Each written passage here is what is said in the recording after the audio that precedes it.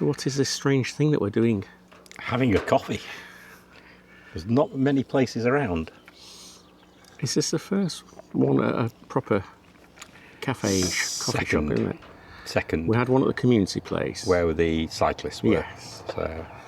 So, and it's gorgeous weather. It's the hottest day yet. we think. Well, we think. Because we haven't, to be fair, we haven't checked temperatures or anything, have we? No, we've just gone off. After we came down from Hercules, it was quite hot, wasn't it? It was.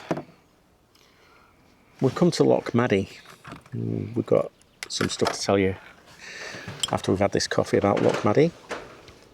We've gone from bears to pirates. We need the crabbing line, though. There were two different items. Yes. Different tongs. Was it this one you were pointing to? It was. Good. Right, that's super. So, no. It's nice coffee as well. Yes, Caroline there is from Scotland. Her husband's called Wolfgang. We do like to earwig, don't we? Do you like to earwig? Find out some good gossip from earwigging. And they did two concerts. I think it's about one and two, yeah. They do an intensive music school in Birmingham. So this is a ferry port, isn't it? Yeah. Two concerts in the Birmingham. Not where we're getting the ferry from, though. We'll move on, is it? No. Well, they're both getting... Virtually the first mention of Loch Maddy is a complaint of piracy and murder in a report dated 1616. The report said, Loch Maddy is a rendezvous for pirates. The coves and inlets around the village were ideal hiding places for raiding ships stocked with fine goods bound for the clan chiefs of the time. During the reign of King Charles I, the village was the site of a royal fishing station. It was an important fishing community for catching mainly herring.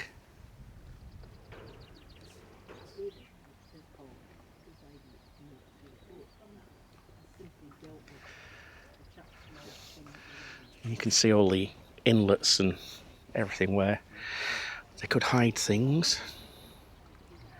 Sneak a boat in, sneak a boat out.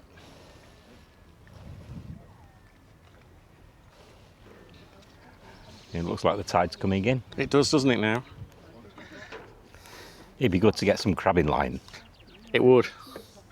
Do you know what? I looked at them at home and thought, I will probably not need that.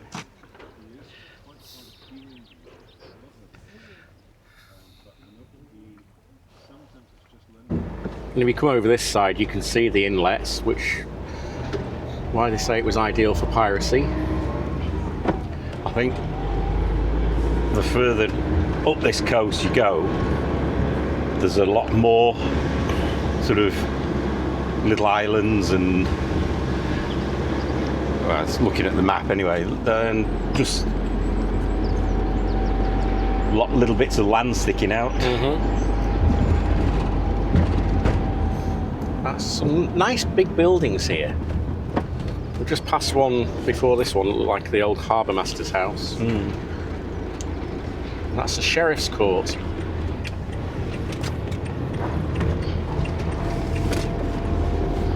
Police station. First one we've That's the seen. first one we've seen, yeah. I was just thinking, we've not told folk that we've not seen any police cars or policemen on the islands yet, have we? No. That's quite a big police station.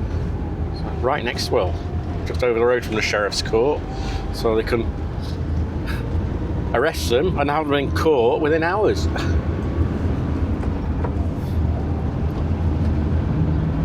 Or hang them from the gallows. They can still do that up here. That's assuming they can get the sheriff or the magistrate or whatever they call here quickly enough. Yeah. I saw a sign just back there for motorhome parking, so it looks like you can park overnight. parking overnight for £10 a night. That's not bad, is it, really? And that's there's the bridge that we're looking for. Oh, yes.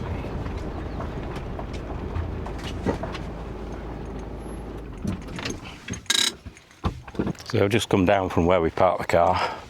You can see all these little inlets again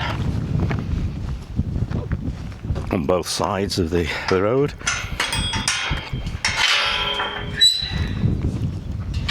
No, footpath.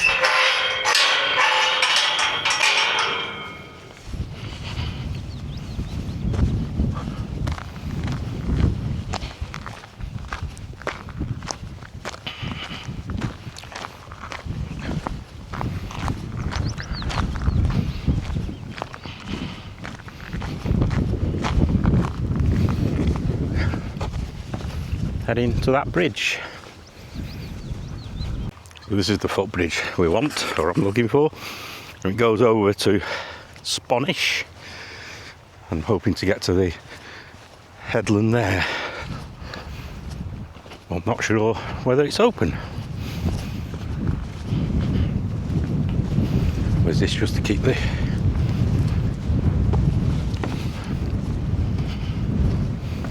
It says danger, do not cross. So we knew it was rickety, but not letting us go across. But you see the building on the point, that is the Hut of Shadows, or Hut of the Shadows, and it's a camera obscura, which is a shame. It would have been nice to have a look at that.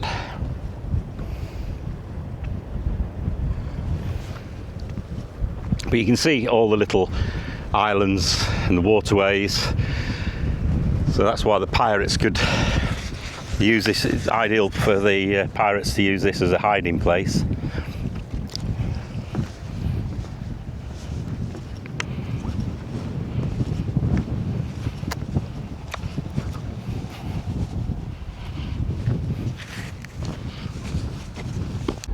Just sort of leaving where Keith went down to look at the bridge. That's the Sheriff's Court, a better view of it.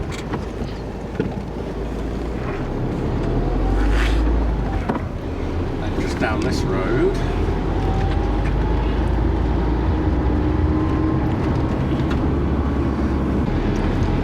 we're presuming, because this is a nice building, that this was the harbour master's house.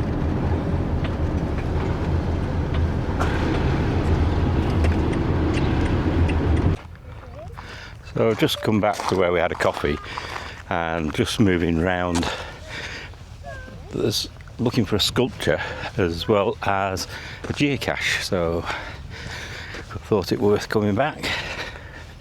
But again, it's nice to enjoy the views.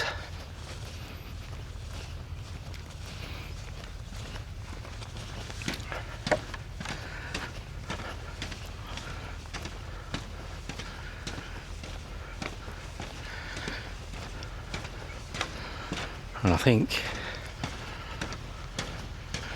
the sculpture is down there.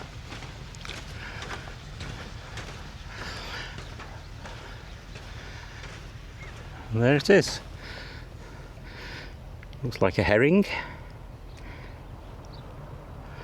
which this part of the world is famous for. It's part of their main catch. And again, looking out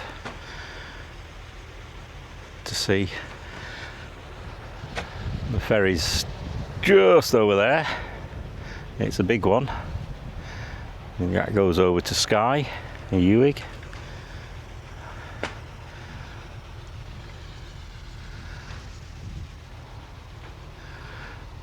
So, as I say, there's the sculpture.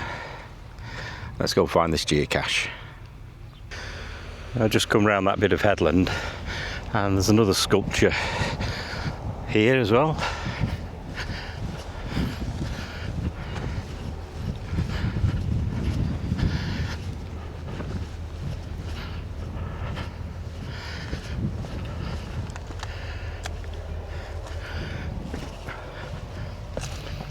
And this is got bits of glass reflecting.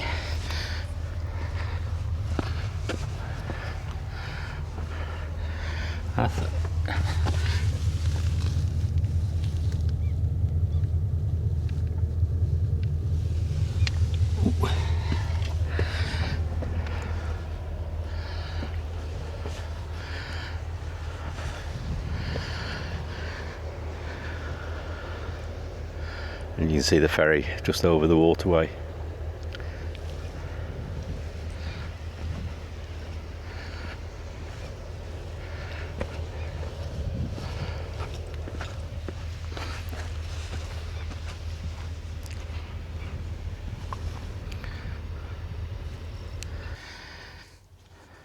So do you want to know about that fish then, that mackerel? Yes, please. So it's 15 feet in length, and it was made to celebrate the work of William McGilvray, a famous and much respected Hebridean naturalist.